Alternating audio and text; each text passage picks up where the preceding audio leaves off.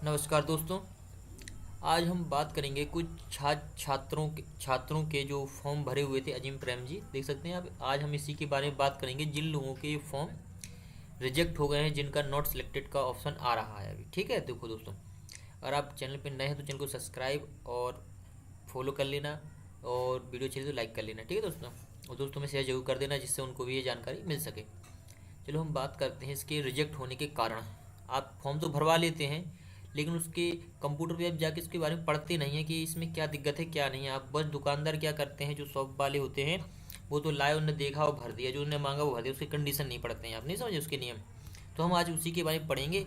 और आपके लिए क्या आप दोबारा ही फॉर्म भर सकते हैं, देखो वो भी हम आपको बताएंगे कि आपको एक मौका मिल सकता है या नहीं। ठीक है दोस्तों, ठीक है, सभी छात्राएं ध्यान देना, ये आपके लिए है।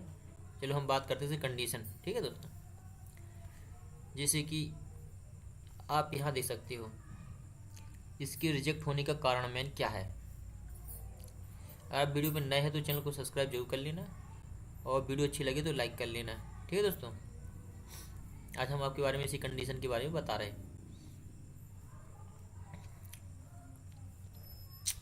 सबसे पहले तो देखो, हम जी आपके यहाँ चले गए, आपको न्यू आवेदन। ठीक है दोस्तों, ध्यान से देखना है आपको कि मैं क्या कर रहा हूँ। वो आपको एक अच्छे दुकानदार से ही फॉर्म भराना है जो उसके बारे में जान सके, क्योंकि ये पैसे की बात है और गलत फॉर्म भरने पर आपके पैसे नहीं आएंगे। अब हम यहाँ पर चूक जाते हैं। देखो, पात्रता, सभी छात्राएं जो आपको पढ़ाते हैं, देखो सभी छात्राएं जो पात्रता है उसके बारे में पढ़ना। देखो, कक्षा 10वीं और 12वीं दोनों कक्षाएं किसी पात्र राज्य यानी केंद्र शासित प्रदेश के सरकारी स्कूल या कॉलेज से नियमित छात्रा के रूप में होना चाहिए। इसका ध्यान रखना। इसमें एक और कंडीशन जोड़ी गई है कि जो 10वीं 12वीं है वो कम से कम सरकारी स्कूल से होनी चाहिए। ध्यान देना, ठीक है। और देखो, ये 26-27 के लिए आवेदन होना शुरू हो गए हैं, लेकिन हम इसके बारे में पढ़ना है। ठीक है, तो देखिए पात्रता पढ़नी है अपन को। बने रहें आप, चैनल पे नए तो चैनल को सब्सक्राइब जरूर कर लेना।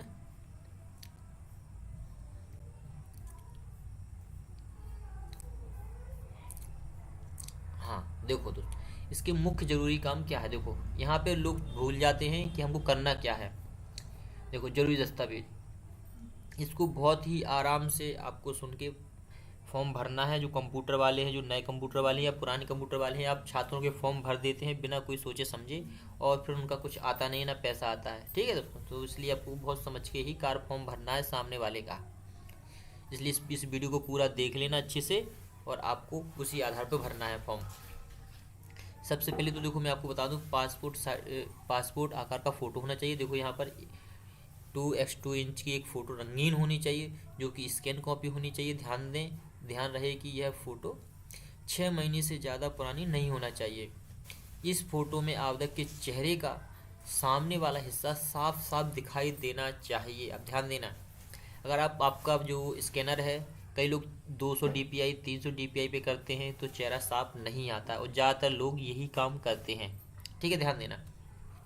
इसलिए आपको कम से कम 600 DPI पे स्कैन करना है फ़ोटो को। ध्यान दें, आधार कार्ड आपका 300 DPI पे चल जाएगा, लेकिन ध्यान देना फ़ोटो आपको 600 DPI पे नहीं है। तो एक अच्छे से मोबाइल से कैमरे से फ़ोटो लेनी है, और व्हाट्सएप के द्वारा अच्छी फ़ोटो आपको उसी से ही क्रॉप कर लेनी है। ठीक है, ध्यान दें, स्कैन नहीं करना है। अब देखो, आधार के बारे में पूरी वीडियो सुनना, ऐसे कि तुम बीच में चले जाओ, वरना ये पूरा स्टेप बाय स्टेप बताऊंगा कि क्या क्या जरूरी ध्यान देना है। अब आधार कार्ड, आपके आधार कार्ड के सामने वाले हिस्से की रंगीन स्कैन कॉपी अपलोड करनी होगी। इसमें स्पष्ट रूप से आपका नाम, आपकी फ़ोटो और जेंडर दिखाई देना चाहिए। देखो मैंने क्या कहा आपको, जो कई लोग क्या है, दुकानदार क्या करते हैं, उसकी जो ब्लैक एंड जो आधार कार्ड की फोटो कॉपी उसी को ही स्कैन करके अपलोड कर देते हैं। ये बिल्कुल गलत करते हैं, बिल्कुल ऐसा नहीं करना है। ध्यान दें, इसमें नाम और फोटो और जेंडर दिखाई देना चाहिए। ध्यान दें स्पष्ट रूप से। और देखो, कृपया आधार की photo copy, black and white copy, screenshot या लॉक की हुई कॉपी स्कैन अपलोड ना करें। देखो ध्यान देना, मैंने क्या बोला, आधार कार्ड की फ़ोटो जो ब्लैक होती है वो बिल्कुल ही रंगीन करनी है। चाहे आप आधार कार्ड डाउनलोड कर लीजिए, वही आपको अपलोड करना है, और स्पष्ट नाम, जन्मतिथि, फ़ोटो, जेंडर स्पष्ट दिखाई देना चाहिए। ठीक है दोस्तों, ये हो गया आपका फ़ोटो और आधार कार्ड के बारे में। अब आगे और पढ़ते हैं। अब बैंक खाते की जानकारी, आवेदक को अपने बैंक खाते के पासबुक पहले पन्ने की स्कैन कॉपी अपलोड करनी होगी। ध्यान देना, इस स्कैन में खाता धारक का नाम, खाता संख्या, IFSC कोड और बैंक शाखा की सारी जानकारी स्पष्ट दिखाई देनी चाहिए। जो स्पष्ट बोल रहा है वो कि खाता धारक का नाम और IFSC, अब खाता धारक का नाम और खाता संख्या और IFSC कोड होता है, और बैंक शाखा जो कहाँ पर है कहाँ नहीं वो भी उसमें लिखा रहता है, तो वो स्पष्ट दिखाई देना चाहिए, जिसका फ्रंट पेज होता है। ठीक है, और देखो स्पष्ट मैं बोल रहा हूँ, अगर आप बोर हो रहे हैं तो ये जिम्मेदारी आपकी है, आपको सुनना पड़ेगा, बिल्कुल भी स्किप करके वीडियो यानी काट कर आपको नहीं देखना है। चलो हम आगे बात करते हैं। अगर आपके पास पासबुक नहीं है या आपकी पासबुक पर यह जानकारी नहीं छपी है, तो हाथों से लिखी हुई है या साफ नहीं दिखाई देखी जा सकती है, तो अपने बैंक शाखा से पिछले 1 महीने का बैंक स्टेटमेंट हासिल करें और उसका स्कैन प्रस्तुत करें। इस स्कैन में खाता धारक का नाम, खाता संख्या, IFSC कोड और बैंक शाखा की सारी जानकारी इस पर दिखाई देनी चाहिए। ठीक है, इसका अर्थ ये है, अगर आपके प्रथम पेज पे आपको स्पष्ट खाता और पासबुक पे कुछ भी नहीं दिखाई दे रहा है, तो आप 1 महीने का आप स्टेटमेंट निकाल लीजिए, उसमें आपका नाम, खाता और उसकी सारी जानकारी दिख जाएगी। अब देखो नीचे देखना, अस्पष्ट हाथों से लिखी हुई, देखो जो हाथों से लिख देते हैं खाता नंबर कुछ वगैरह, हाथों से लिखी हुई अपठनीय काट छांट कर देना या दोबारा लिखे हुए दस्तावेज प्रस्तुत ना करें। ध्यान रखें कि आपका बचत खाता किसी अनुसूची वाणिज्यिक बैंक हो और वह सक्रिय हो। ध्यान देना, अब मैं इसको बता दूं अपनी भाषा में, जो आपका बैंक पासबुक है उसको ऊपर बिल्कुल भी पेन चलान नहीं होना चाहिए, मतलब जो आपको संख्या है या नाम है या बैंक खाता का IFSC कोड है, बिल्कुल भी पेन से चला हुआ नहीं होना चाहिए। देखो स्पष्ट बोल रहा है, और वो स्पष्ट दिखाई देना चाहिए। वो आपका खाता एक अच्छे बैंक में जो मान्यता प्राप्त हो और वो सक्रिय हो, जिसमें DBT भी होना चाहिए, वो चालू होना चाहिए। ठीक है दोस्तों, इतनी आपको समझ में आ गया है। अब और आगे चलते हैं। 10वीं की मार्कशीट यानी अंक तालिका। 10वीं कक्षा के अंक तालिका इस मुख्य पृष्ठ का स्कैन अपलोड करें। यह स्कैन बिल्कुल स्पष्ट और इसमें किसी भी तरह की एडिट या छांट-काट बिल्कुल नहीं होनी चाहिए। देखो या फिर देखो स्पष्ट साफ होनी चाहिए। देखो इसमें स्पष्ट बता दिया है कि जो भी स्कैन कॉपी बिल्कुल स्पष्ट होनी चाहिए, यानी कम से कम 600 DPI पे होना ही चाहिए। नहीं हो पाते आप 300 DPI पे करिए, लेकिन 300 DPI से नीचे आप स्कैन करते हैं फोटो कॉपी तो आपका रिजेक्ट हो जाएगा फॉर्म, ध्यान देना। और ज़्यादातर लोगों के फॉर्म ना सिलेक्टेड होने का कारण यही है, जो लोग 200 DPI पे 300 DPI पे स्कैन कर देते हैं, लेकिन फ़ोटो आधार कार्ड तो आपको फिर भी आपको कम से कम 600 DPI पे स्कैन करके ही अपलोड करना है।